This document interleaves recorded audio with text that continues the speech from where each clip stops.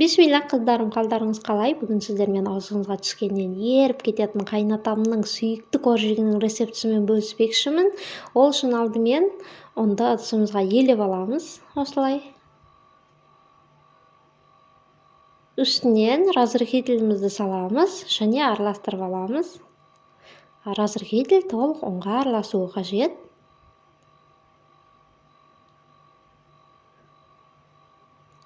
Ал енді бөлек ыдыска айран менен кантты осулай салып, кант толук эригенче айранга аралаштырып алабыз.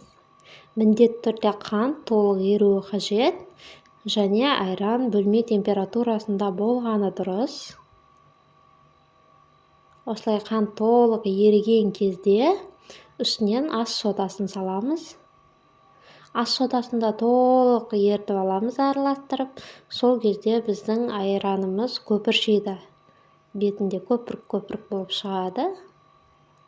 Үстүнөн сүйүк майымызды салып, дагы да аралаштырып алабыз жакшылап.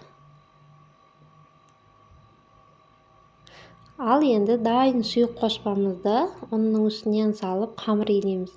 Сразу айтайын достор, колго өтө жабышкак камыр болот. Міне осындай колго жабышып туратын камыр болот. Астынан да үстүнөн да жакшылап унду коюп, үстүнөн да un сепип, октоодун көмөгү менен жайып алабыз. Міндетті түрдө un сепиңиз. Немесе катты жабышкак, бирок дәми енді прям мощный. Жеген сайын жегим келе берет. 1 сантиметрлик калыңдыкта жайып, осулай кесип аламыз. Өздөрүңүз каалаган формада кессеңиздер болот. Менде осындай форма бар эди, мен осумен кесип чыктым. Шеттериндеги артык камырды да бир орап, кайтадан пиширип алууга болот. Ал енді коржиктерибиздин үстүнө осулай айран жагып чыгабыз бетине.